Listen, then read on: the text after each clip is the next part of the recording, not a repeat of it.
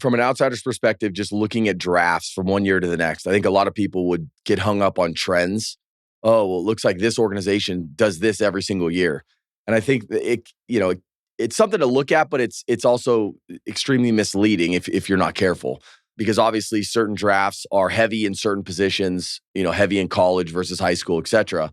But from an organization's perspective, how would you guys incorporate what you already have in your system to determine what you're going to take at the top of the draft? I think it's really prevalent in the other sports. You see in the NBA, the NFL, even the NHL, I'm less familiar there, but guys are coming right out of the draft and impacting those leagues. That does not happen in baseball. So I think the vast majority, if not all teams at this point, are taking the best available talent when their spot comes up. Because in practice, the best college players are still probably taking 1 to 3 years to get to the big leagues. Trey Savage is a great example of a guy who almost came directly. Anaheim has been taking a lot of their guys from right out of the draft pool right into the big leagues. That seems to be a priority for them, to get guys to the big leagues as quickly as possible. But by and large, it's a 1 to 3 year process for the best college players. It's a 3 to 4 year process for the best high school players.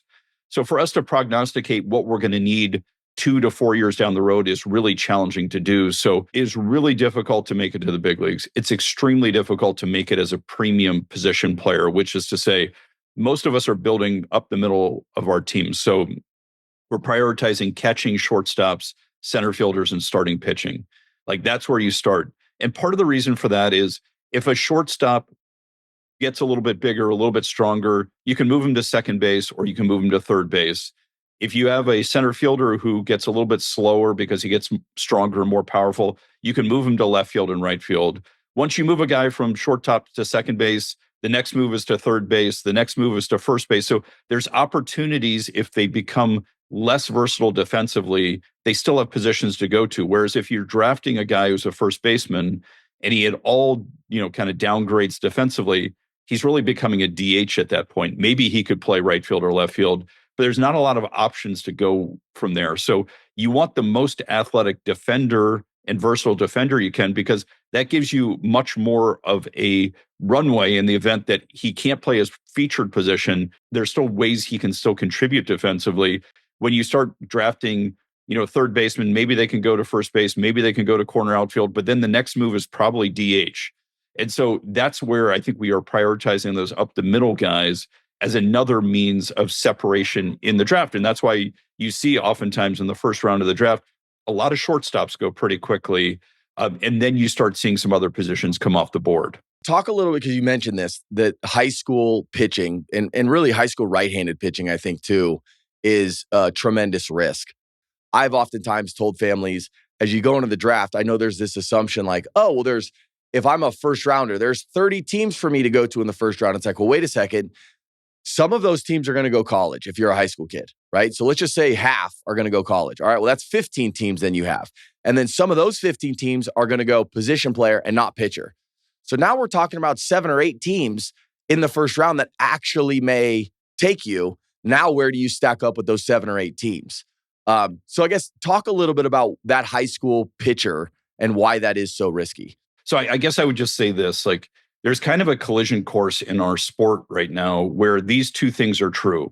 The harder you throw, the tougher it is to hit you as a pitcher. The harder you throw, the more likely you are to get hurt. So those two things are happening simultaneously. So to be a high school pitcher who attracts first round attention, you probably have well above average velocity. So you're throwing in the mid to potentially upper 90s. And if you're doing that as a very young man, when you haven't maybe fully developed physically, I think the risk of injury is heightened. And that's just unfortunately a reality. So it's not to downgrade their talent or potentially their ability to be an impact big leaguer. I think it's just an awareness that there may be more likely that player is to get hurt than his college counterpart who's already developed a little bit more physically. We referenced earlier, we've had a lot of success, or we had a lot of success when I was with Minnesota, of drafting pitchers who were throwing in the upper 80s and then putting 4 to 5 miles an hour, sometimes 6 to 7 on their arms. And all of a sudden now they're throwing harder. The kid who's throwing that hard that early, I think is it's unfortunately just a higher health risk. In baseball, the evaluation process, there's so many of these showcase events, which are great. I think we're partners with so many of these groups. And, you reference Perfect Game as one of the best in the country. But in those formats, these kids are throwing, oftentimes 1 or 2 inning at a time, and they get the most attention if they light up the radar gun. So when we're evaluating those kids, we can speak very clearly to their ability to overpower hitters in short stints. But what we don't get a sense for is, because they're so far ahead of the hitters in some cases, how do they go a second time through the order? How do they set guys up? How do they think through scenarios from a pitching perspective? We gain a lot of insights into that if they go to college and they're facing players who are a little bit more at their level. I think that's a secondary benefit of watching kids who are pitchers go through college, is you get a sense of how good of a pitcher they're going to be. I think coming out of high school, we have a better sense of how good of a thrower they are. Through the college process, I think we gain insights as to how good of a pitcher they're going to be.